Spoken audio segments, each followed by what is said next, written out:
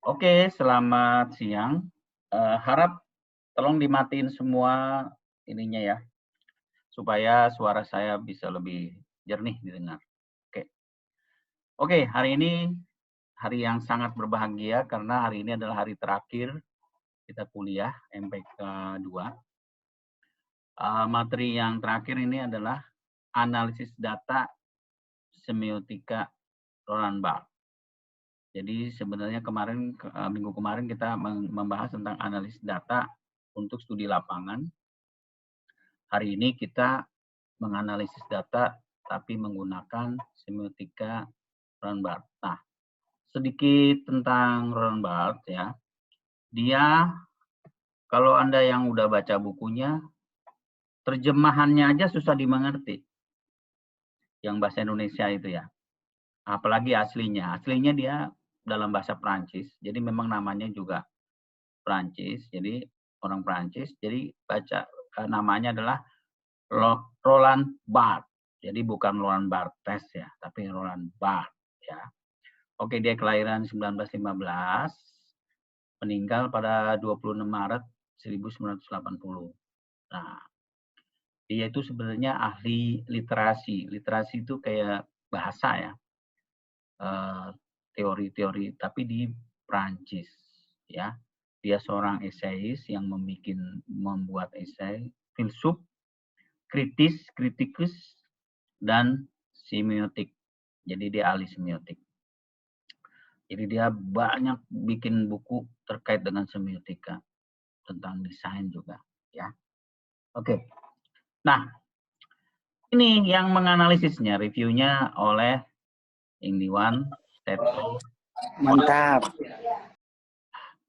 Ya, ini yang menganalisisnya. Kita bicara hari ini tentang tahap-tahap analisis data semiotika.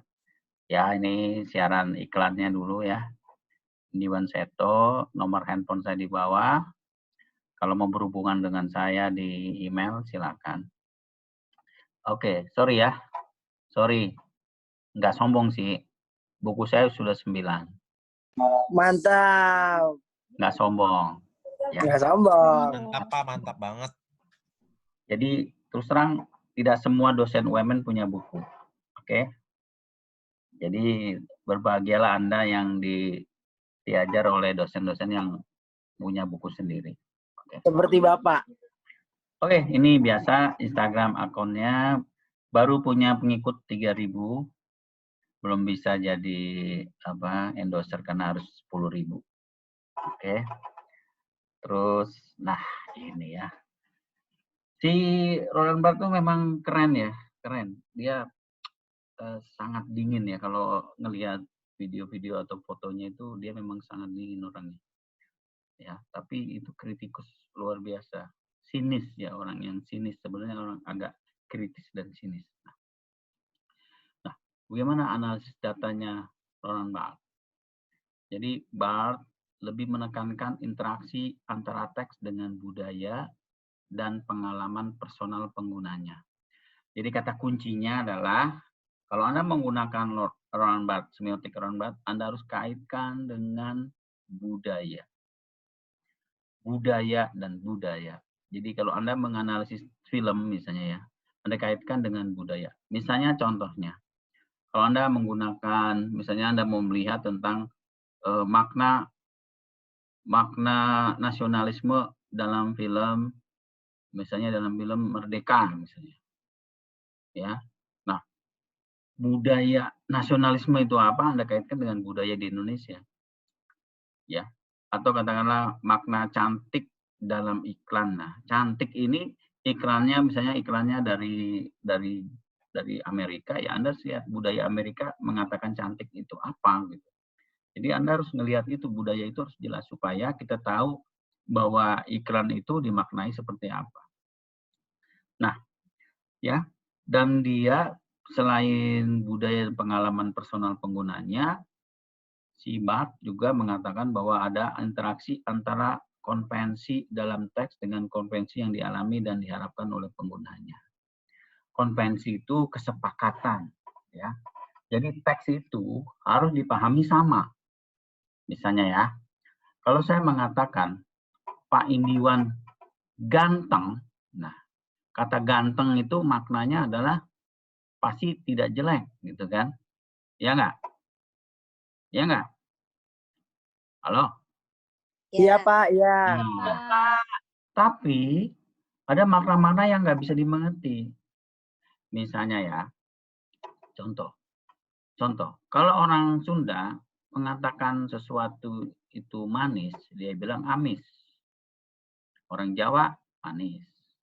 Kalau orang Jawa bilang dia capek, dia bilang kesel. Aku kesel, itu bukan berarti dia itu kesal sama kita, bukan. Jadi kalau di Jawa misalnya di Jogja gitu bilang ada orang, kesel banget aku. Nah itu artinya dia capek, bukan karena kesal. Nah konteks itulah, konvensi itu harus disamain dulu. Jadi ketika kita menganalisis budaya, kita harus samakan dulu konteksnya apa.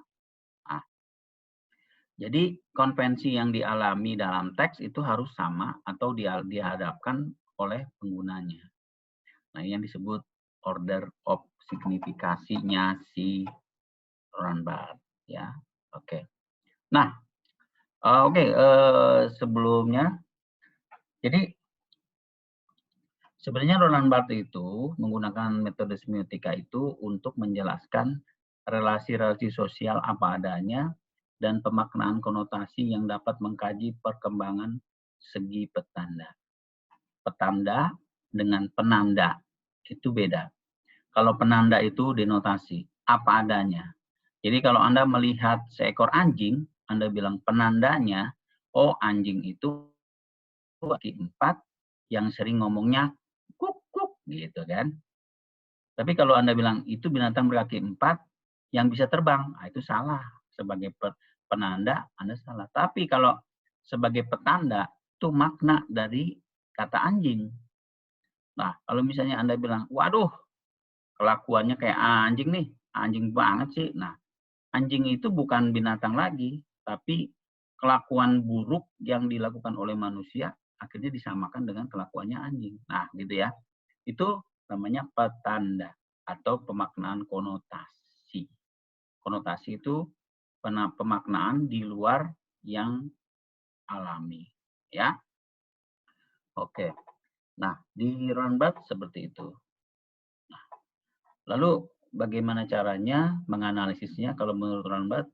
Ini semua ada di buku saya ya, yang sudah saya berikan kepada Anda semua. Oke, sudah nerima semua ya? Terima kasih ya, Nah, Pak. sudah baca ya? Ya, mari, Bu. Semiotika komunikasi yang saya kemarin kirimkan di grup ya. Oke. Jadi ini ada di sebelum analisis tentang Mahabharata. Jadi analisis data yang menjadi bahasan saat mencari makna konotasi tahap kedua. Nah, tadi ada tahap pertama. Tahap pertama itu lebih ke arah denotasi. Tahap kedua itu mempertimbangkan ideologi. Ya, ada interpretasi dari kelompok, framework budaya, pragmatik, itu artinya kita lihat dari aspek sosial dan komunikatifnya. Ada lapis makna atau intertekstual, kaitan dengan tanda-tanda lain dan hukum yang mengatur. Maksudnya gini, kalau intertekstual, kalau kita misalnya bilang gini, ketika di dalam film itu digambarkan bahwa dia ada singa podium. Nah, singa podium itu harus dikaitkan dengan budayanya, intertekstualnya. Kalau singa podium itu artinya apa? Karena mungkin di Inggris atau di Amerika beda sekali. Contoh, kalau kita bilang bahwa orang Indonesia mengatakan orang yang istilahnya pengecut, kita bilangnya apa? Halo? Orang Indonesia mengatakan orang pengecut bilang apa? Pecundang. Pecundang. Ya. Bocing kalau kata orang Cirebon, bocing. Nah, kalau di luar negeri, kalau pengecut tuh dibilang chicken, ya enggak? You like a chicken. Tapi kalau Anda, ya kan chicken itu dianggap sebagai pengecut. Pak. Tapi kalau di Indonesia, Anda di kampus dibilangin you are chicken in the campus, wah itu maknanya beda lagi. Bahaya itu. Jadi makna itu adalah interpretan. Jadi intertekstual. Jadi ketika bicara makna kita harus lihat dulu siapa yang menggunakan, di mana. Jadi kita nggak bisa memaknainya di mana-mana sama, gitu ya. Contoh, makna cantik. Nah, cantik itu subjektif sekali. Kalau Anda bilang cantik di Afrika, konsep cantik di sana mungkin beda dengan konsep cantik di Barat. Orang Afrika secantik-cantiknya mungkin hitam, ya. Bahkan ada model cantik itu kalau misalnya kupingnya itu semakin panjang seperti di Dayak itu di Kalimantan itu orang yang disebut cantik itu kalau makin panjang kupingnya. Nah itu jadi nggak sama. Nah itu yang disebut intertekstual, yaitu kaitan dengan tanda lain dan hukum yang mengaturnya. Hukum-hukum itu maksudnya secara ini ya, aturan panduannya. Misalnya begini. Misalnya gini ya. Kalau misalnya kita bilang bahwa merah itu berani, itu menurut siapa? Halo? Merah itu berani, itu menurut siapa? Menurut filosofi yang dipakai di bendera Indonesia, Pak. Nah, itu menurut di Indonesia. Iya. Sama seperti kalau di Barat, kalau orang meninggal itu menggunakan warna hitam. Hitam. Di Indonesia nggak berlaku. Coba lihat, kalau ada yang meninggal, coba lihat yang datang. Ada yang pakai batik, ada yang pakai kaos, ada yang baju putih. Nggak sama. Pak, berlaku di Sulawesi, Pak. Di tempat saya, di Manado. Nah, kalau di Manado, mungkin karena pertimbangannya Portugis. banyak pengaruh dari budaya asing. Iya. Bisa juga. Tapi di daerah saya hitam semua, iya. Full hitam. Secara umum, warna hitam itu hanya berlaku di Barat. Di Indonesia bebas. Ya. Itu ya, jadi contoh-contoh misalnya dalam budaya di Jawa itu misalnya kalau orang sudah meninggal itu diangkat dulu petinya atau ininya ya, terus orang akan keluarganya akan molos di bawah mayatnya itu. Itu budaya, nggak sama ya. Ada juga yang beberapa budaya itu ketika meninggal itu barang-barang kesayangannya ditaruh di petinya. Ada, ya itu. Tapi ada juga yang sama sekali tidak boleh. Misalnya dalam budaya Islam, orang meninggal itu hanya menggunakan kain kafan.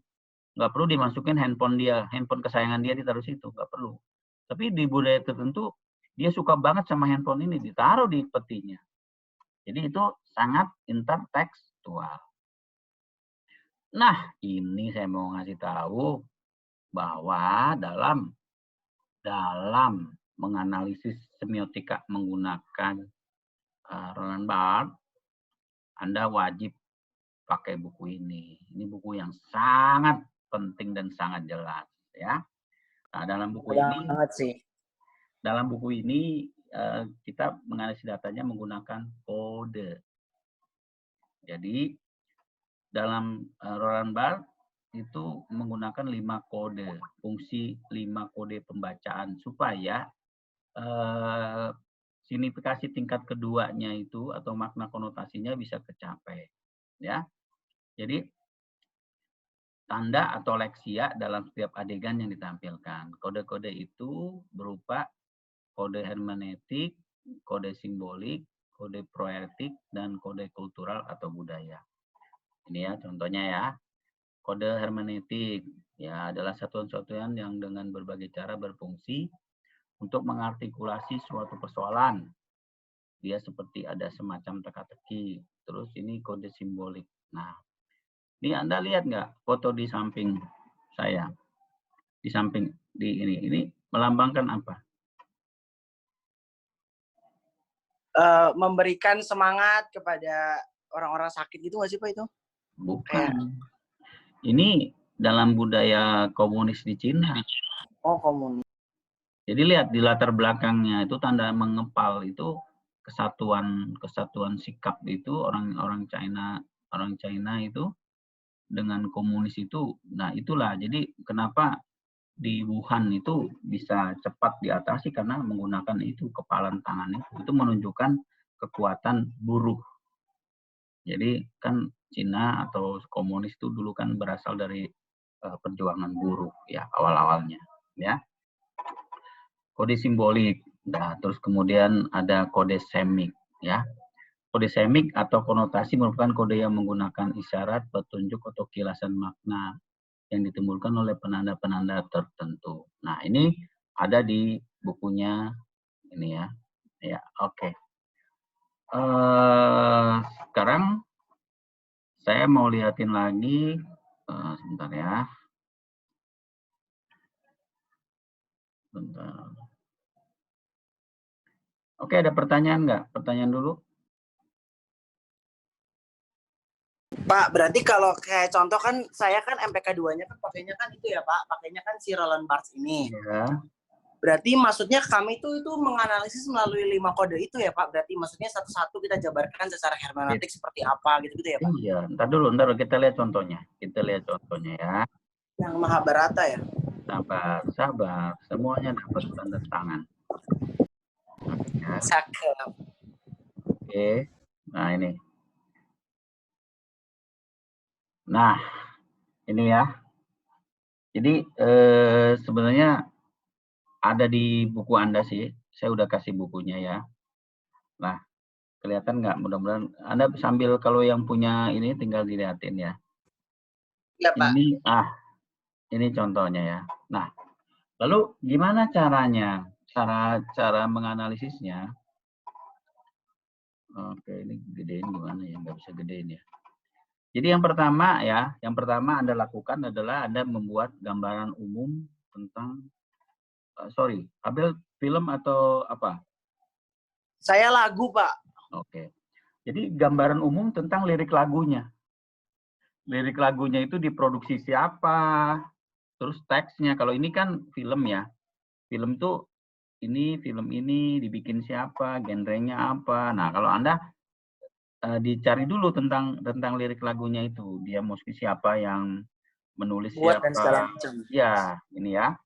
Terus sejarah filmnya, ya sinopsisnya. Kalau film ada sinopsisnya. Anda ceritain tentang sinopsis dari tayangan Mahabharata yang khusus Anda mau analisis itu misalnya. Kalau Anda ya lirik lagunya ditulis apa adanya. Tapi yang perlu diingat adalah pada saat di bab ini Anda tidak boleh menganalisis dulu. Oke. Jadi jangan dianalisis dulu ya. Ini contoh ya. Terus kalau misalnya dalam film ya, kalau misalnya ada teman-teman yang menggunakan semiotika untuk film, itu kan ada tokohnya. Ada tokohnya ya. Misalnya dalam film itu tokoh utamanya siapa? Anda sebutin yang misalnya ini kalau contoh dalam tayangan Mahabharata episode 153 sampai 154 yang menjadi tokoh adalah Drupadi. Jelaskan tentang Drupadi itu siapa? Dari berbagai sumber. Ini namanya intertekstual. Ini maksudnya itu. Ya. Drupadi, Yudhistira, ya ada fotonya ya. Terus kemudian Duryodhana karena dalam apa itu memang tokoh-tokoh yang sangat berperan. Terus Sangkuni ya. Terus kemudian Dursasana. Nah, baru kemudian setelah itu barulah menggunakan apa yang mau dicari. Jadi tujuan penelitian Anda. Jadi setelah Anda nemukan gambaran objek penelitiannya, lalu kira-kira apa yang mau dicari? Nah, misalnya Habel mau cari apa? Habel? Kalau saya tuh tentang pemaknaan konsep dirinya Pak. Jadi dari lirik lagu itu makna konsep diri dari lagu itu seperti apa gitu. Nah, jadi judulnya tentang yang ini makna konsep diri dalam lagu ini. Nah ini di sini kemudian Anda pilih. Kalau lirik kan nggak perlu pakai visual ya. Ini kita abaikan. Kalau lirik Iya, langsung teksnya. Nah ini audio. Kalau ini audio. Kalau ini Anda berarti teks. Jadi kalau film pertama gambaran visualnya apa, terus kemudian audionya, baru Anda analisis. Nih, ya. Nah, yang pertama dikajinya itu pertama kajian sintakmatik. Sintakmatik itu sebenarnya kajian denotasi. Ini contoh ya, ini melihat ada penanda, petanda, terus tanda denotasi. Jadi penanda itu adalah sesuatu yang disignified. Ya, apa yang tertulis. Misalnya gini, kalau di Habel misalnya, ini lirik lagu Anda tulis di sini. Oke. Terus petandanya apa? Ini masih denotasi ya, apa adanya. Kalau dibilang misalnya dia adalah orang pria yang gemuk, ya gemuk. Kalau gemuk berarti dia badannya berlebih gitu. Tapi tidak bilang kalau gemuk itu artinya makmur. Kalau gemuk artinya makmur itu udah konotasi. Ya.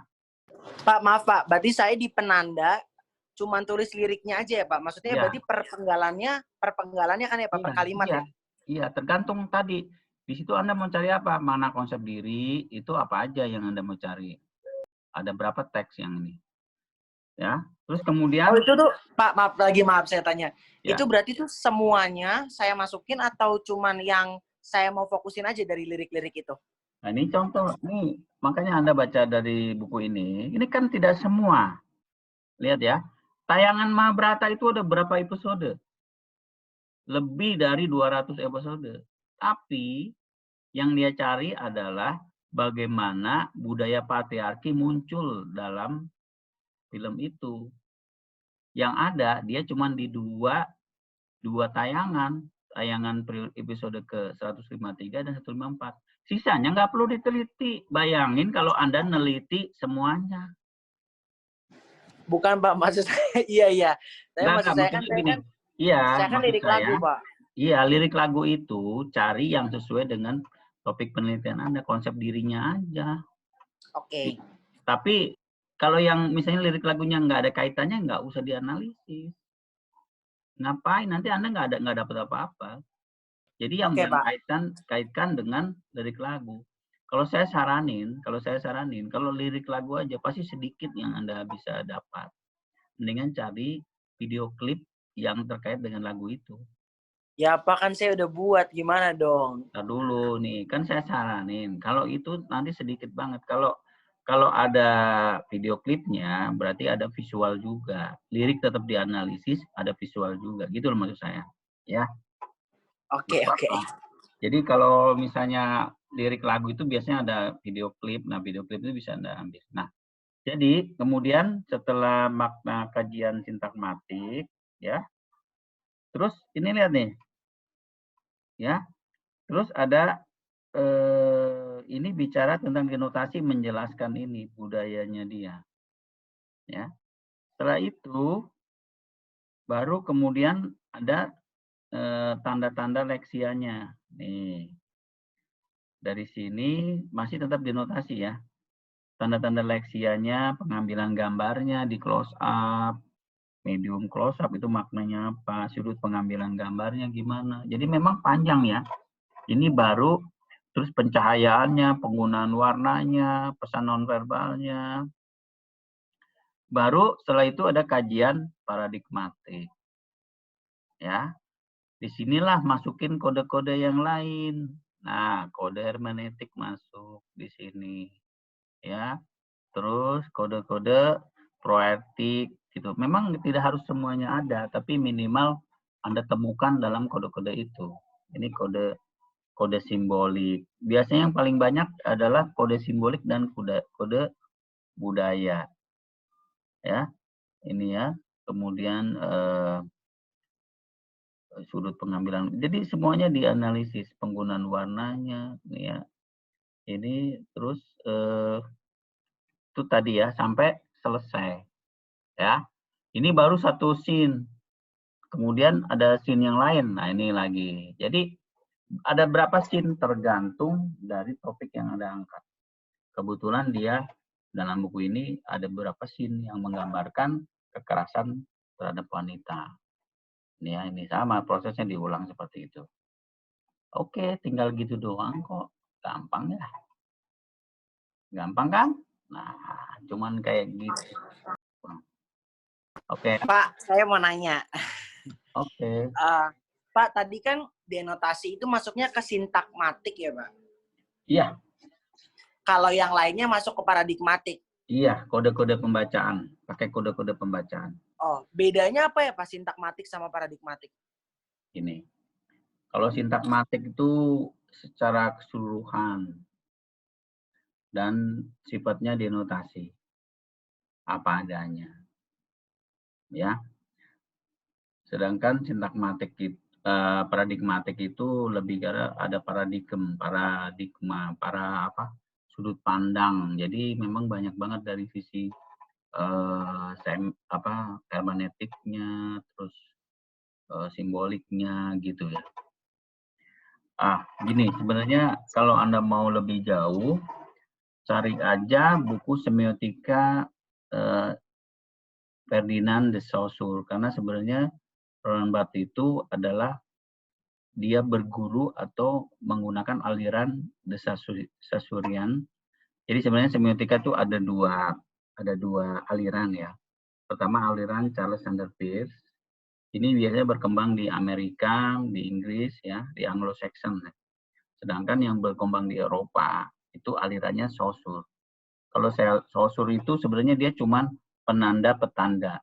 Nah, kemudian setelah itu dikembangkan atau diperbarui oleh Roland Barthes. Roland Barthes itu selain penanda petanda dia tambahin mitos gitu ya.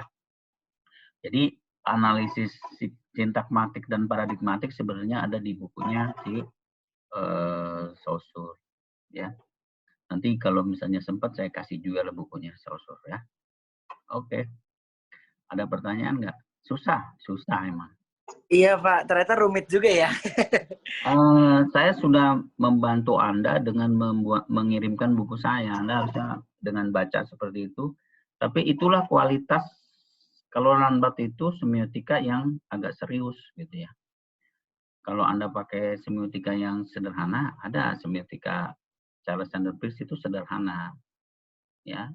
Tapi sign, objek, interpretan dia cuma segitiga makna. Tapi untuk di UMN memang kita minta yang lebih bagus gitu ya. Pak, saya mau nanya lagi. Kan tadi kan Bapak bilang